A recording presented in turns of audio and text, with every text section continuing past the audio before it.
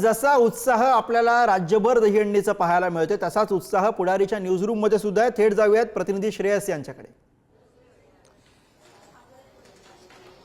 दहीहंडी लागलेली आहे गुरु, आणि खऱ्या अर्थानं आपण ती मजा मस्ती पुढारी न्यूजच्या स्टुडिओमध्ये सुद्धा करताना दिसतोय। आणि का? कारण आपल्याकडे समीर भाई आले। समीर भाई, खूप खूप स्वागत आहे पुढारी न्यूजवर। आणि तुम्ही उत्साह पाहत पाहत इथेपर्यंत सानपाड्यापर्यंत आलेले आहात, कसं काय वाटतं उत्साह पाहताना रस्त्यावर? कारण सगळीकडे हंड्या लागलेल्या आहेत आणि सगळीकडे हंडी फोडली जाते।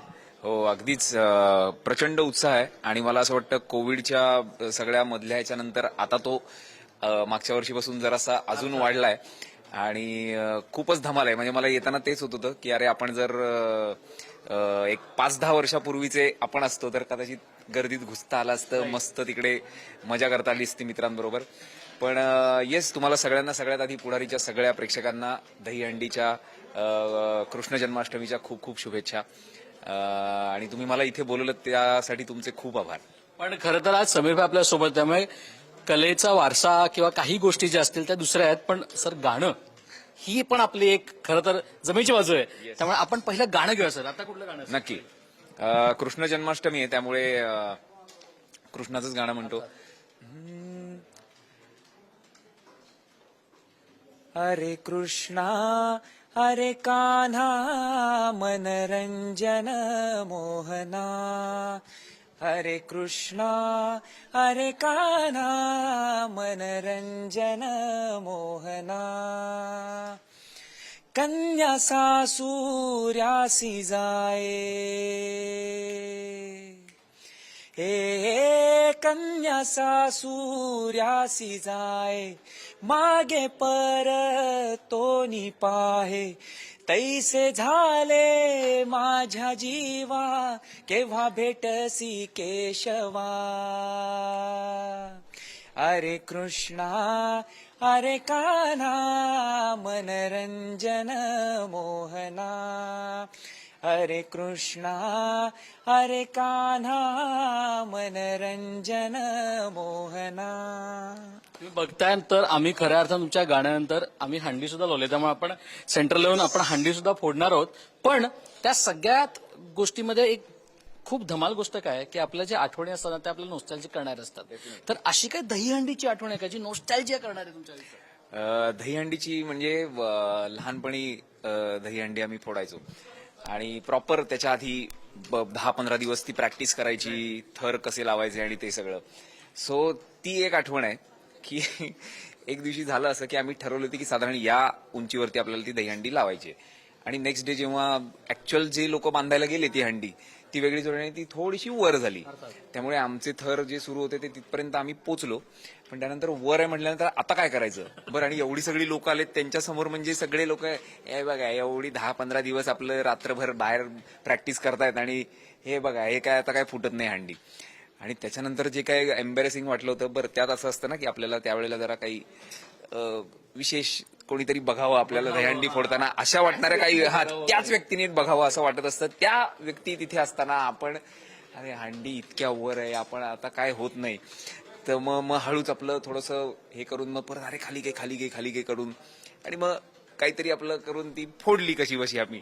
आणि नंतर जी ती 2 मुलं आम्हाला सापडली की ज्यांच्यामुळे ती वर होती हंडी, त्यांना आम्ही जवळपास वर्षभर हे सगळं ऐकवलं। आणि नंतर त्यांचं काम हेच होतं पुढच्या दहीहंडीला की पहिल्या दिवसापासून प्रॅक्टिसच्या तो मार्क करायचा आणि दहीहंडी आता याच्यापुढे तुम्हीच बांधायची आणि ती बरोबर बांधायची।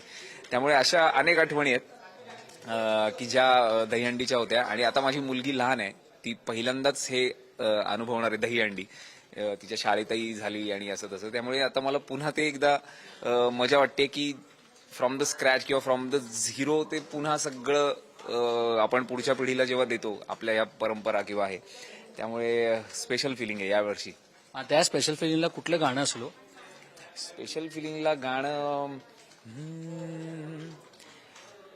रंगात रंग तो श्याम रंग पाहण्या नजर भिरभिरते, ऐकून तान विसरून भानती वाट कुणाची बघते,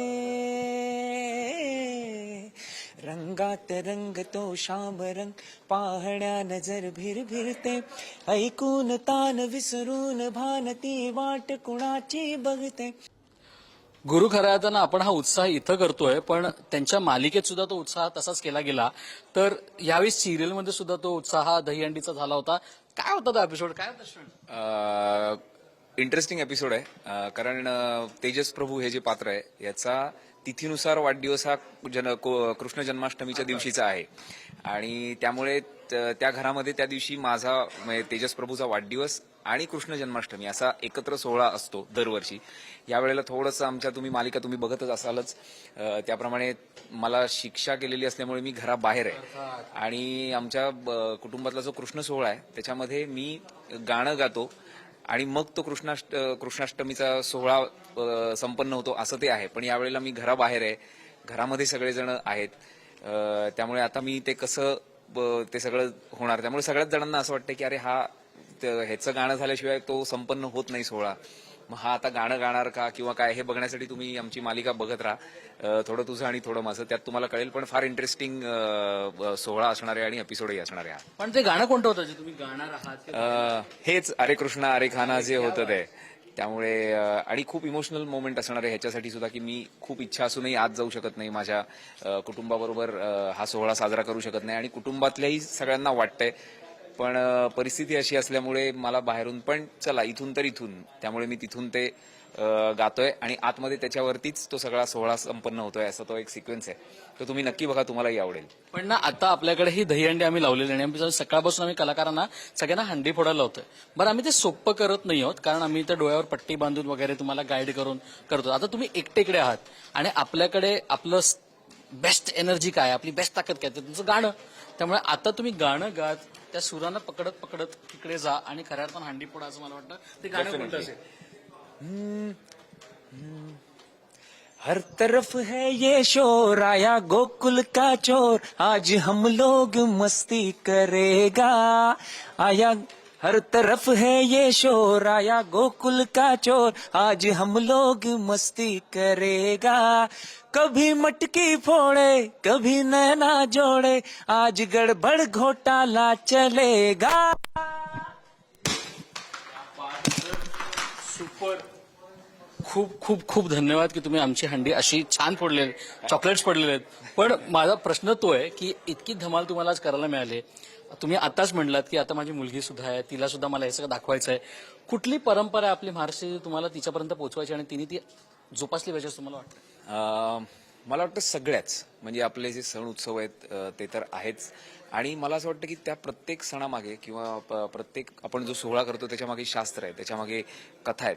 तर मला वाटतं त्या जर मला पोचवता आल्या, ज्या माझ्या आईवडिलांनी मला माझ्यापर्यंत आणल्या, मला सांगितल्या, तर मला वाटतं की किमान तेवढं तरी मी पास ऑन केलं पाहिजे. आणि मीच नाही, आपण सगळ्यांनीच ते केलं पाहिजे असं मला वाटतं.